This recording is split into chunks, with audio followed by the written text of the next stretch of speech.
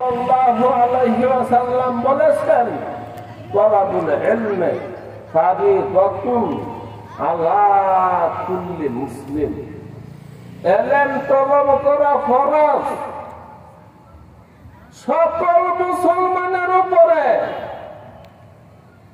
ইলম যদি না থাকে খোদা বুঝে না, আল্লাহ চিনে না। আল্লাহ আর বান্দা দুইয়ের মাঝখানে সেতু হলো ইলম। বান্দা তার আল্লাহকে চিনবে যদি ইলম থাকে। কেবে ইলমে দাতা মা খোদা রাসে না। তুমি ইলম ছাড়া খোদা চিন্তা না, বুঝবে না। তো সূর্য এত বড় এটা আমরা জানি না। সূর্য আমাদেরকে খোরাক দিচ্ছে, তাপ দিচ্ছে, সূর্যের মাধ্যমে আমরা সময় নির্ধারণ করতেছি, এগুলা বুঝি না। সূর্যের মাধ্যমে আমাদের সব হিসাব নিকাশ, চাঁদের মাধ্যমে আমাদের সব হিসাব নিকাশ। সময় কারে কয়? সময়ের সংজ্ঞা হলো ভূমণ্ডল নবমণ্ডলের ঘূর্ণিপাক। যেদিন এই ভূমণ্ডল নবমণ্ডলের ঘূর্ণিপাক থাকবে না, ওই দিন সময় থাকবে না। যেদিন সময় থাকবে না, ওই দিন জগৎ সংসার কিছুই থাকবে না। আমরা পরপারে পরকালে চলে যাব। পরকাল পরপার কি জিনিস? যেই দেশে কোনো সময় নাই, টাইম নেই, ওইখানে সকাল নাই, বিকাল নাই, রাত নাই, দিন নাই, ওইটা হলো পরকাল। আপনার জাহান্নামে কোনো সময় নাই, আপনার জান্নাতে কোনো সময় নেই। সময় নেই মানে সকাল নাই, বিকাল নাই, সন্ধ্যা নাই, রাত নাই, দিন নাই, সর্বসময় এক হাল, এক অবস্থা।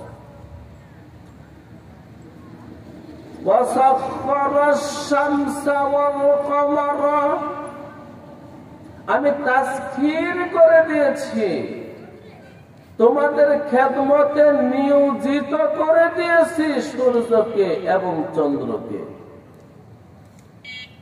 তবে শুনে রাখো, কুল্লু ইয়াজরি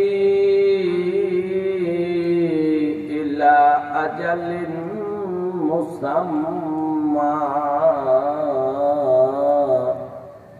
চন্দ্র সূর্য অনন্তকাল থাকবে না।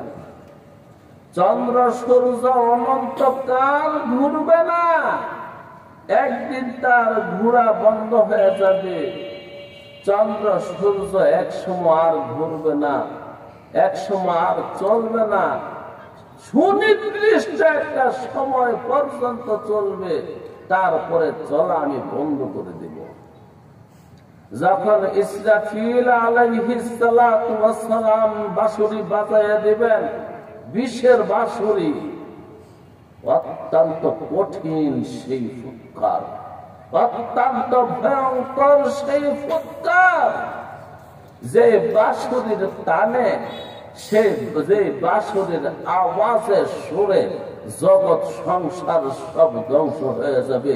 কুল্লু মান আলাইহা ফান ওয়ায়াবকা ওয়াজহু রাব্বিকা যুল জালালি ওয়াল ইকরাম। যুল জালালকে ছাড়া আর কেউ থাকবে না, কিছু থাকবে না, সব নেই হয়ে যাবে। একদিন ছিল না, আবার আরেকদিন থাকবে না।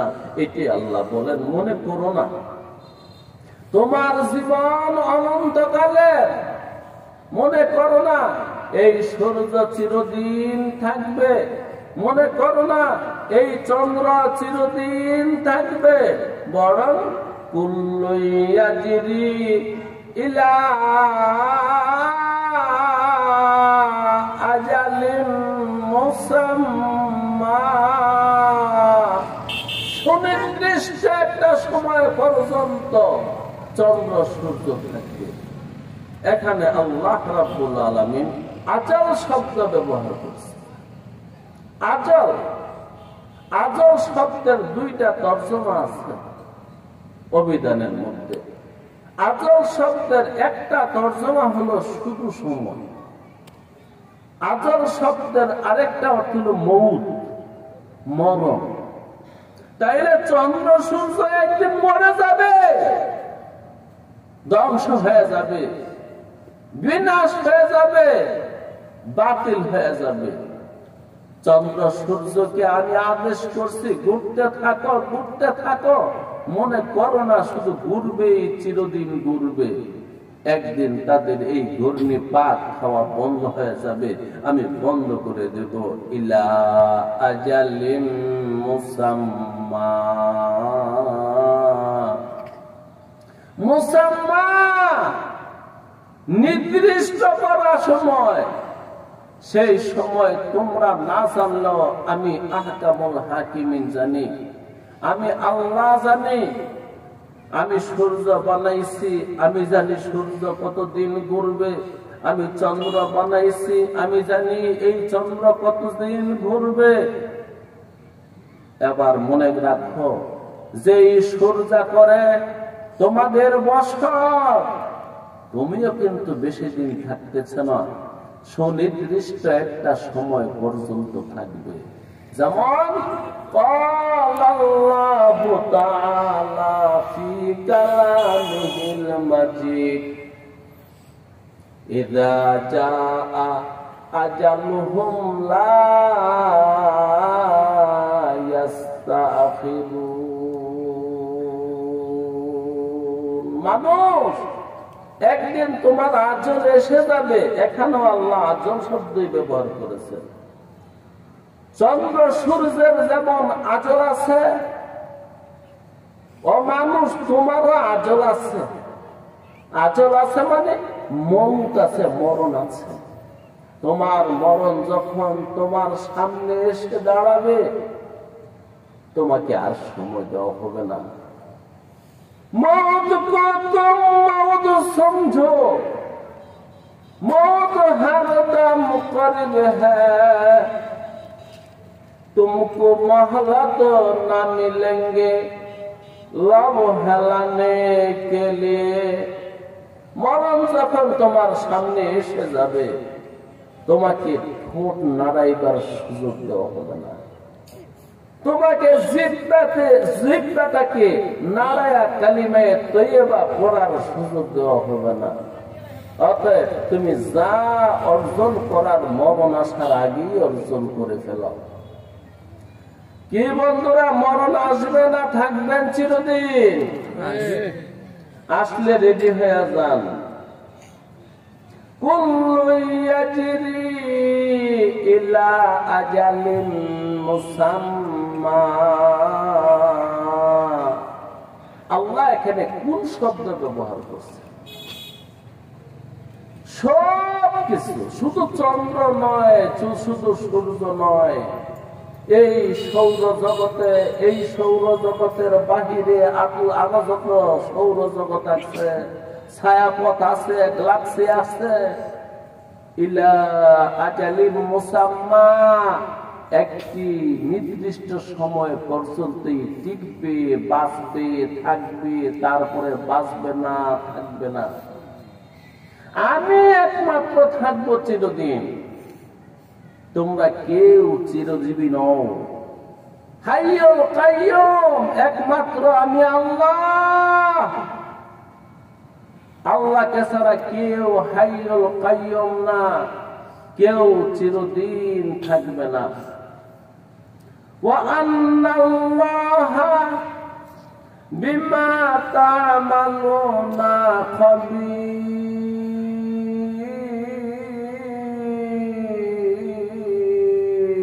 সংবাদ আসছে, অবশ্যই আল্লাহ খুব ভালো করে জানেন তোমরা যে কে কি করতেছ। খাবীর, রাব্বে কারিমের 99টা সিফতি নামের একটা নাম। খাবীর, যিনি খবর রাখেন, যারে খবর দেয় এমন না। সাত জমিনের নিচে কি হচ্ছে তিনি জানেন। 7 আসমানের উপরে কি হচ্ছে তিনি জানেন।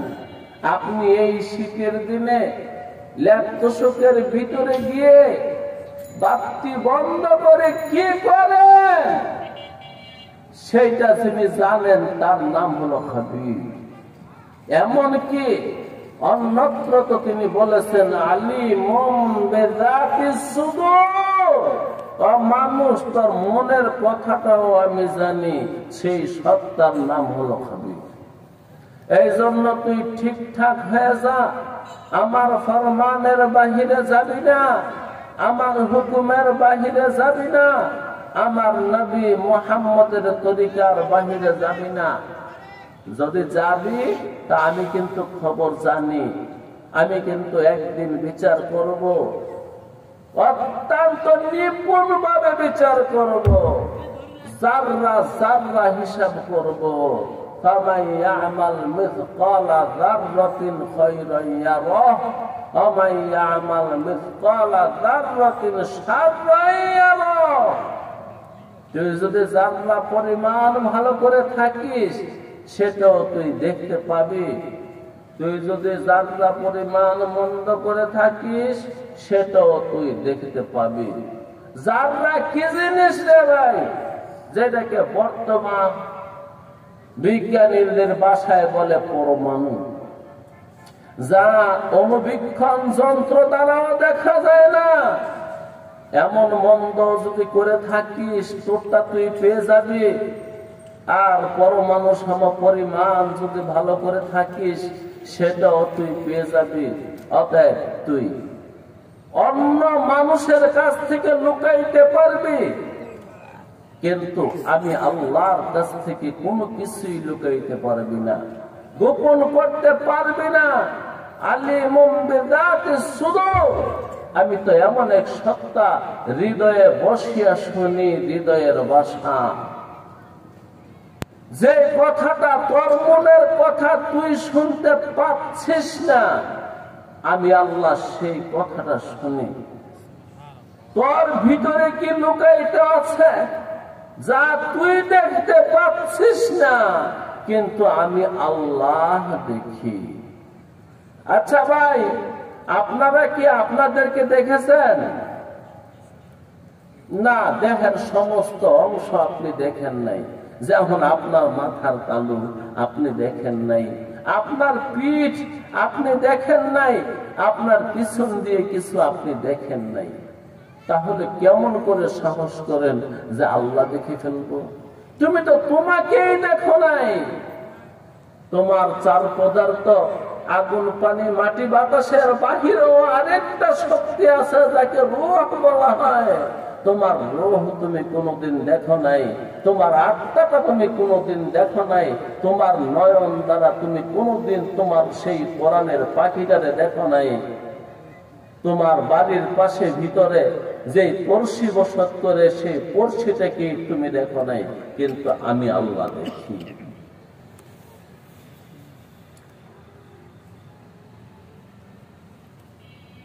وَأَنَّ اللَّهَ بِمَا تَعْمَلُونَ خَبِيرٌ। এই কথাটুকু দিয়ে আল্লাহ রাব্বুল আলামিন আমাকে আপনাকে হুঁশিয়ার করে দিয়েছেন, বান্দা তুই গোপনেও পাপ করিস না, যত গোপনেই করবি আমি কিন্তু দেখি।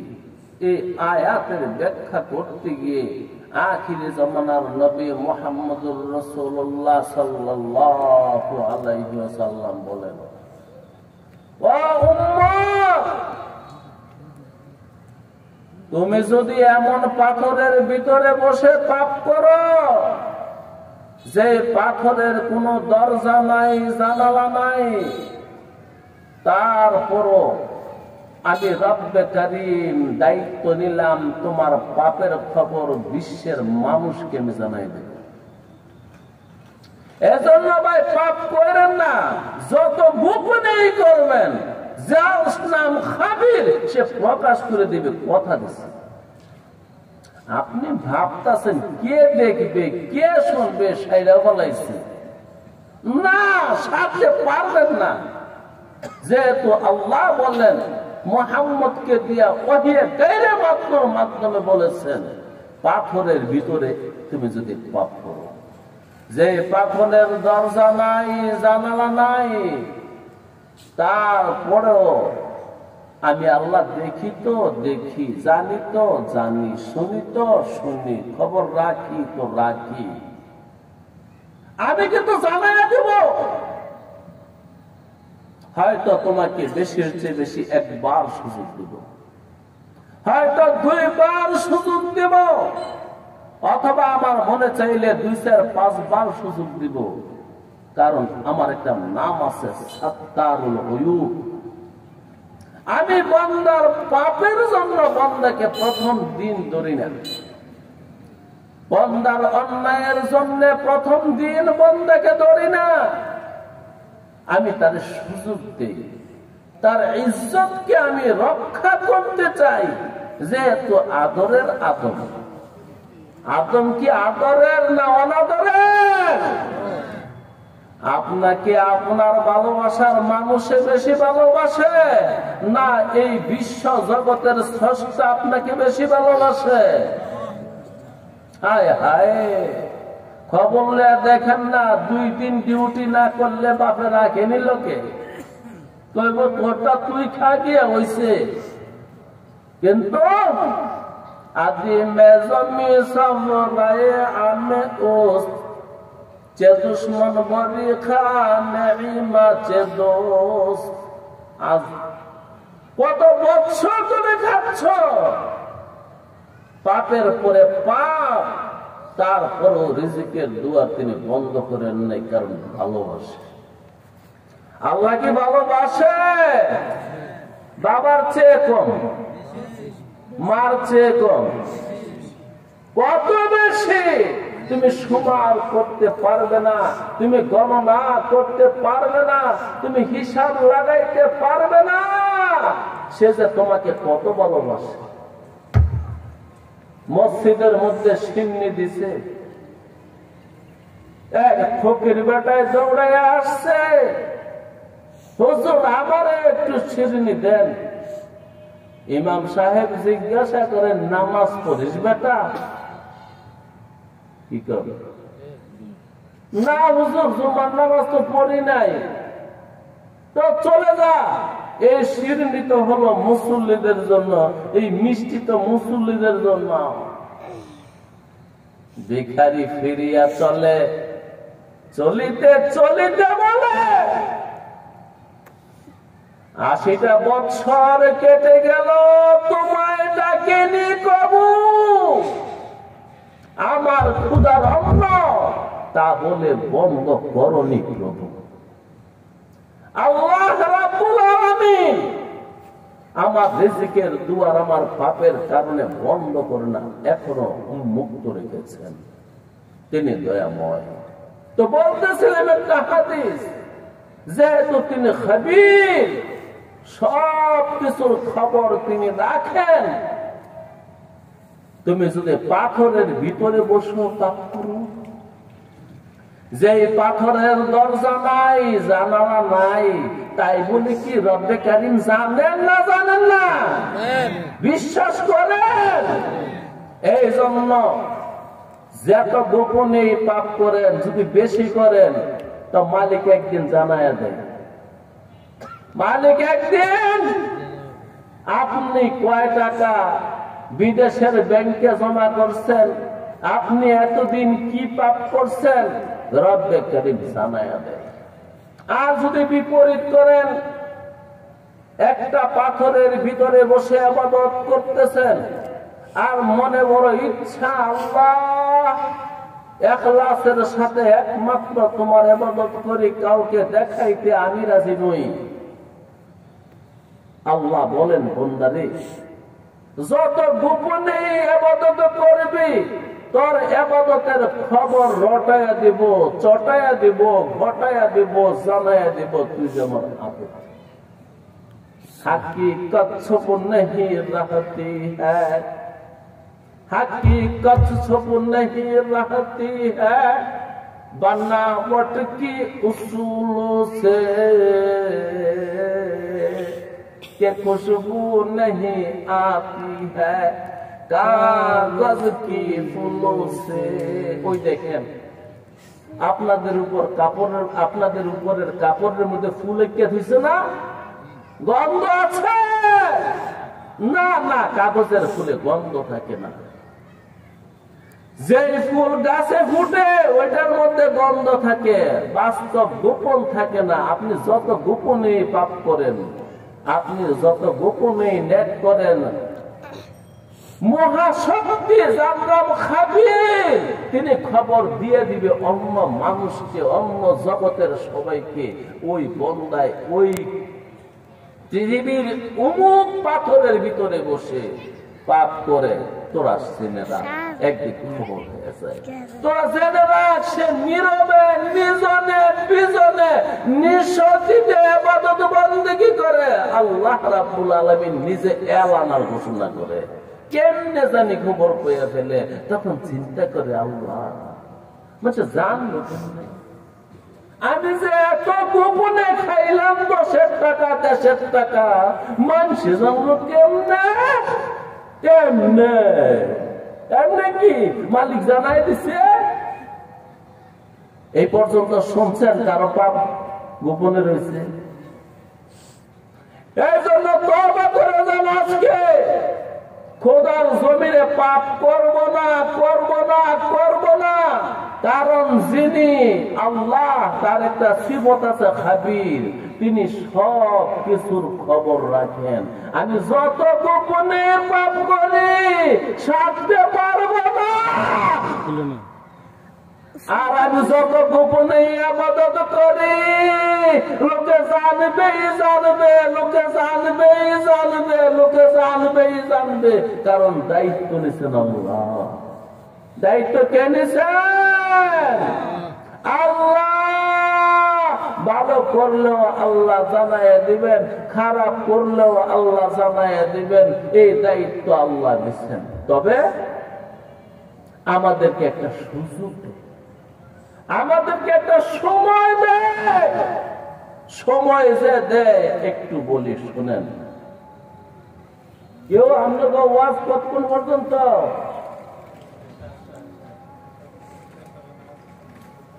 আরে আমার কতক্ষণ পরে তো আজান দিয়ে লেছে, তো আর কইতাম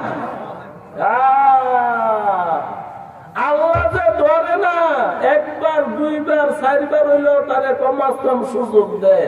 কারণ তার নাম সাত্তারুল উয়ুব। সে বান্দার পাপকে গোপন রাখে। প্রথম ভালোবাসেছে, এই জন্য গোপন রাখে। যখন মালিকের রাগ ওঠে তখন বলে দেয়। ইমাম মালিক রাহমাতুল্লাহি আলাইহির কাছে এক বিচার আসছে, চুরি করছে। হুজুর চুরি করছে, জি, তো তার হাত কেটে দাও। চোর খা বলাইয়া ইমাম সাহেবের পায়ে ধরছে, হযরত ওয়ালা দয়া করে আমারে মাফ করে দেন না। তো কেন? তো আমি তো আর জীবনে চুরি করি নাই, এই জীবনের প্রথম চুরি। ইমাম মালিক রাহমাতুল্লাহি আলাইহি বললেন, একটা কাজ করো, আগে ওরে 40টা বেতনা কাটো। তো তিনি সাথে যারা আরো বড় আলেম আছেন তারা জিজ্ঞাসা করলেন, হযরত চোরে চুরি করছে, হাত কাটবেন, এইটাই তো ঠিক আছে, আবার 40টা 80টা বেতনা কাটিটা পাইলেন কোথায়? এটা তো কোরআনে নাই বা ইসলামের কোন বিচার না। সে মিথ্যা কথা বলছে, এই জন্য আগে 40টা বেতনা কাটবে। কি মিথ্যা কথা বলছে? এই যে বললো সে আর চুরি করে নাই, এইটাই তার জীবনে প্রথম চুরি, এটা তার মিথ্যা কথা। তখন অন্যান্য আলেমরা জিজ্ঞাসা করলেন, হযরত আপনি কেমনে বুঝলেন এটা যে তার জীবনের প্রথম চুরি না? সে যে আগে আরো চুরি করছে। কেন তোমরা কি জানো না আল্লাহর নাম সাত্তার? তিনি বান্দার অয়ুবকে, বান্দার দোষকে গোপন করে রাখেন। আল্লাহ প্রথম দিনই তারে দৌড়াই দেয় নেই, সে আগে আরো অনেকবার চুরি করছে, যদি অনেকবার নাও করে থাকে কমাস কম আরো একবার করছে। সে কেন মিথ্যা বললো এটার জন্য পিটাও আগে, তারপরে হাত কেটে দাও। এই ঘটনার দ্বারা বোঝা যায় আল্লাহ আমাকে আপনাকে প্রথম দিন দৌড়াইয়া দেন না, প্রথম দিন দৌড়াইয়া দেন না, কমাস কম একবার হইলেও সুযোগ দেয়। বান্দা তওবা করে ফেল, আমি জানাইব না, আমি বুঝতেও দেব না, তোর অপরাধের সংবাদ কাউকে আমি জানাবো না। এমনকি তুই যেহেতু একবার দুইবার করছ, তওবা করে ফেলাবে, মাফ করে দেব, গোপন রেখে দেব, যেহেতু আমার নাম সাত্তার। আমার নাম যেমন খবীর, তেমনি করে আমার নাম সাত্তার। আমি যেমন খবর রাখি, আমি সেই খবর ঘুরে ডেকেও রাখি, গোপন করেও রাখি। ও ভাই, মালিক যদি আমাদের পাপ গোপন না রাখতেন, বাবাই যদি জানতো পোলায় কি করে, আর পোলায় যদি জানতো বাপে কি করে, এই সংসার থাকতো? মায়ে যদি জানতো মেয়ে কি করে, মেয়ে যদি জানতো মায়ে কি করে, সংসার থাকতো? এই জন্য আল্লাহ আপনাকে খবীর বানায় নাই, আল্লাহ নিজেই খবীর, সবকিছুর খবর রাখেন। জামাই কি করে যদি বউ জানতো, বউ কি করে যদি জামাই জানতো, এই সংসার কি আর টিকতো? সংসার টিকতো না। তাই রাব্বে কারীম আমাদেরকে গায়েব জানার মতন ক্ষমতা দেন নাই, গায়েব থেকে আমাদেরকে দূরে রাখছেন। আমরা শুধু জাহের দেখি, চোখে দেখি, কানে শুনি, এটার একটা সীমাবদ্ধতা আছে, নির্দিষ্ট একটা পাওয়ার আছে। ওই পাওয়ারের বাহিরে হলে আর শুনি না। কথার কথা আমার চোখের যদি বেশি যদি যায়, তো না হয় 1 কিলোমিটার যায়। আমার কানের আওয়াজ যদি বেশি থেকে শুনি, না হয় মাইক দিয়ে দিলে একটু বেশি শুনি, আর এমনি বললে কম শুনি, অল্প দূর থেকে শুনি। তো আমাকে যে পঞ্চশক্তি দান করেছেন, এই পঞ্চশক্তির একটা সীমানা আছে। কিন্তু মহান রাব্বুল আলামিন শোনেন, তার শোনা আমার শোনার মতন নয়, তার দেখা আমার দেখার মতন নয়, তার বুঝা আমার বুঝার মতন নয়। তিনি এমন শোনা শোনেন, তোমার হৃদয়ে কি আছে ওইটাও শোনেন। তিনি এমন দেখা দেখেন, তোমার হৃদ মাজারে কি আছে ওইটাও দেখেন। তিনি এমন বুঝা বুঝেন, তোমার হৃদয়ের মাঝে কি হচ্ছে আন্দোলন, সেটাও তিনি বুঝেন।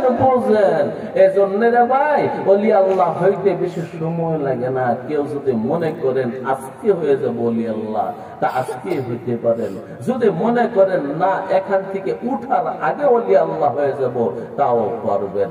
কারণ তওবা করলে এখন মাফ করে বেলায়েতের খাতার মধ্যে নাম লেখে তারপরে এখান থেকে তুলবেন। কিন্তু আমরা তওবা করতে রাজি নই। তওবা কি? যে আল্লাহ আমার জীবনে আমি আর পাপ করবো না। এটা তো আমাদের জন্য একটা দুঃসাহস। পারবেন এমন কেউ আছেন? না, হাত তুলতে হবে না। পারবেন না, আমি জানি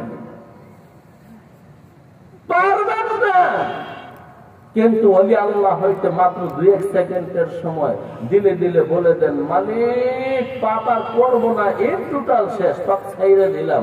আল্লাহ বলেন সব মাফ করে দিলাম, বেলায়েতের খাতায় নাম তুলে নিলাম। ইন্নাল্লাহা আলিমুম বিযাতিস সুদূর।